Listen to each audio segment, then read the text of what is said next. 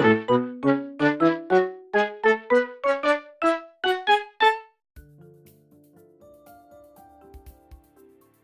everyone and welcome back to my channel, and in today's video I'm going to be sharing with you some tips on how to draw animals, and I'm going to be drawing Barney in this video. You might recognise this piece from my previous video on tips for using coloured pencils, but in that video I only gave little bits of this drawing to illustrate my points, and this is the full speed paint, and I will leave a link to that video up above and at the end if you want to go and check that out. I recently did a video all about beginner tips for using colour pencils, and I am using Prismacolor Premier pencils for this piece and a small amount of polychromos, and I am using pastel paper because I really like using pastel paper. So my tips for drawing animals are going to be based around the theme of cat, because I'm drawing a cat in this video and I'm also a crazy cat lady who can't have any cats, so has to channel her love for cats through other people's cats by creating fan art of cats. So if you have any cats yourself, do feel free to tag me in social media because I love seeing cat photos because I'm a crazy cat lady.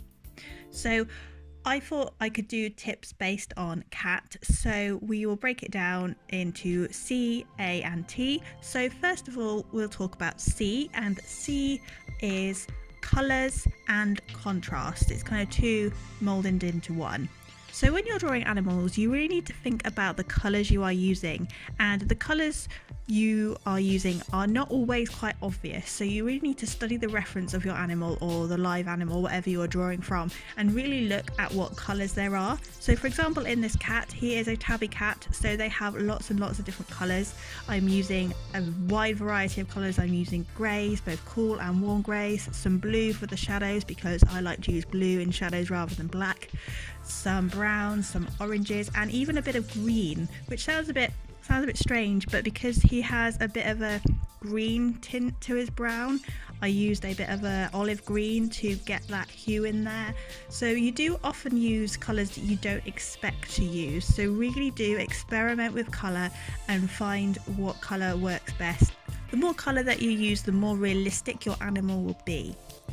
And also you need to think about the contrast. Like with any realism, contrast really is key. So you really need to look at the dark shades and the lighter shades, and the really good way to do this, to practice this, is to work in grayscale. So if you have a reference image, you can edit the reference so it is in grayscale, and then you can do a graphite drawing so you can help understand and learn how the values work and how the contrast works, because you really need to get some deep contrast and highlights in your work to make it look realistic. So the next letter of cat is A. We're also having a little bit of spelling fun because spelling is fun. If you didn't know how to spell cat, you will do by the end of this video. Anyway, A stands for anatomy. Anatomy again is really important in realism, and actually in cartoons as well. You do need to know a bit about anatomy if you're drawing cartoon animals or realistic animals. So animal anatomy varies from animal to animal, obviously. It does with people too, but not quite as much as with animals. So you really need to look at the certain characteristics of the anatomy that are unique to that animal. So for example, a cat has short pointy ears, small yellowy eyes, a muzzly nose and some whiskers, whereas a snake will have no ears, scales, some slitty eyes and a tongue and a long body. You get what I mean? All animals are different anatomy. I don't really need to explain that, but I felt like I would put it in there anyway. So it's the same with practicing drawing people. You need to do lots of sketches, lots of studies if you really want to get good at drawing a particular animal, and study the reference photo and look where the parts of the body are. There are lots of ways you can do this to get an accurate sketch of your anatomy. You can use grid method, you can lightly trace, although I don't recommend tracing or using the grid method personally. I don't think it helps you. I much prefer to do things freehand because that's how I've always done it, and I just enjoy doing it this way. But yeah, there are lots of different transfer methods to get the anatomy right, and it is just practice with animal anatomy. I find it easier to draw animal anatomy, much easier than I do people for some reason, especially eyes. I can really do much better eyes on animals than I can on people, and I really don't know why that is. Is that true for you as well? Maybe comment down below and let me know if you find animals easier or harder to draw than people. I'm really interested because I'm wondering whether it's just me that prefers animals to people, but I much prefer drawing animal portraits to people portraits. So let me know if that's you too. So yeah, anatomy is very, very important with animals because you want it to look like the animal that you're drawing. Again, stating the obvious. So moving on to the last letter of cat is a T.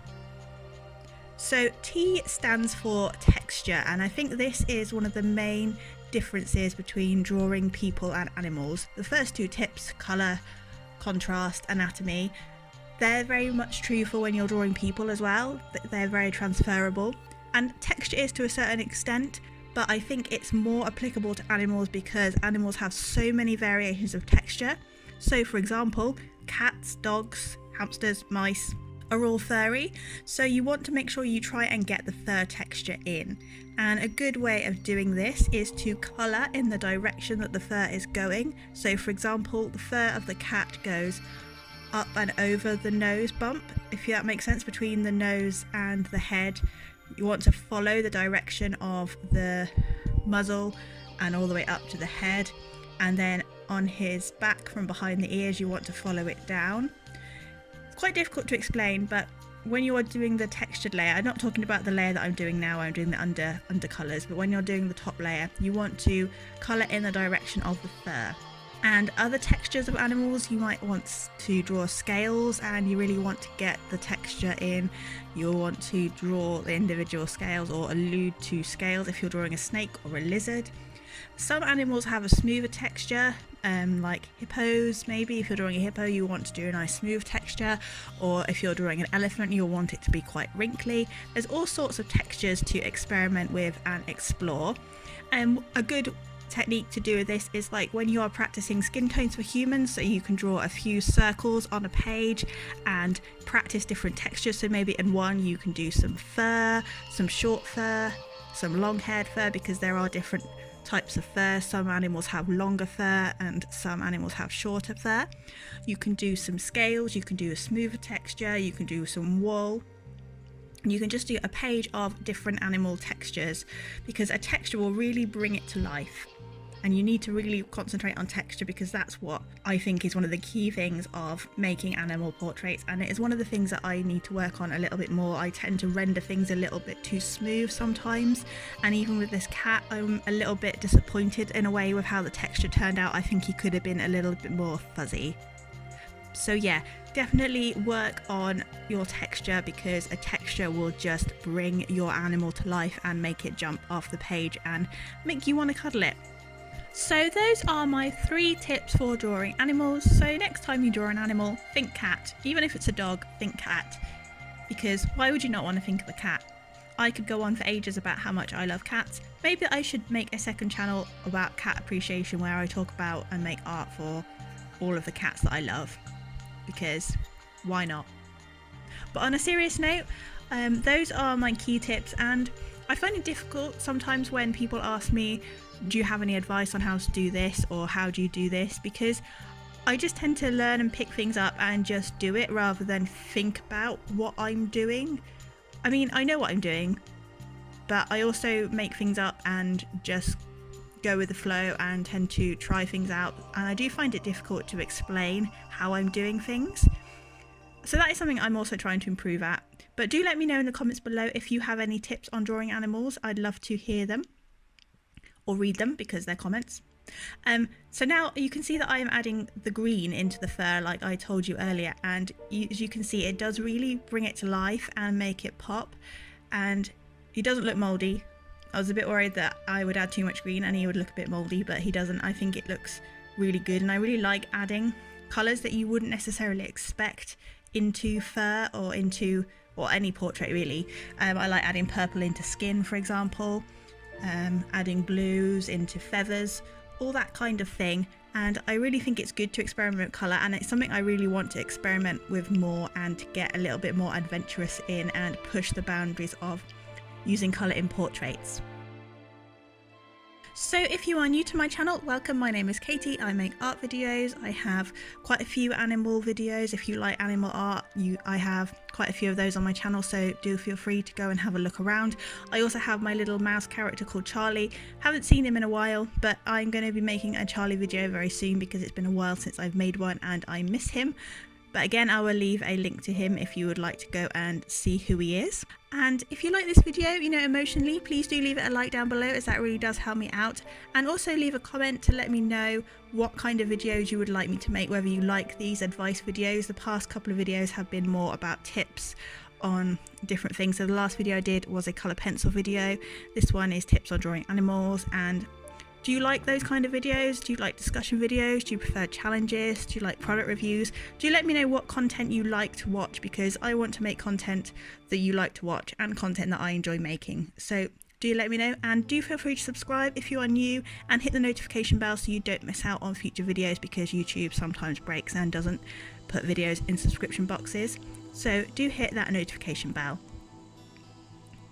So I'm just finishing off Barney now, and I was a little bit disappointed with how the body went. The texture in his lower body just didn't work very well at all. I think the head I was really pleased with, and then I got to the rest of the body and I don't really know what happened. I mean, it looks fine, but his tummy fluff didn't turn out the way I wanted at all. I didn't think that texture was very good. I think I burnished too early. I wasn't listening to my own advice from my previous video, where I just burnished too early and it just didn't really work that well. I mean, as a piece overall, it's fine, but I really want to work on the difference of texture. So I maybe should do some studies of fluffy cat tummies. That would be a great sketchbook, just for a sketchbook with fluffy cat tummies. I'm rambling now, so I'm going to shut up, and I will... Oh, before I shut up, I just want to remind you that I do have a hashtag CharliesArtGallery. If you would like me to feature some of your art, I haven't done it in this video because I didn't really have a great deal of time this week, but I will try my best to do it in the next video. So if you hashtag your artwork on Instagram, Twitter or Artamino with the hashtag CharliesArtGallery, I will try my best to feature it in a video. So that is all I'm going to say for this video. We are nearly at the end anyway. So thank you so much for watching, and I'll see you next Thursday. Bye for now.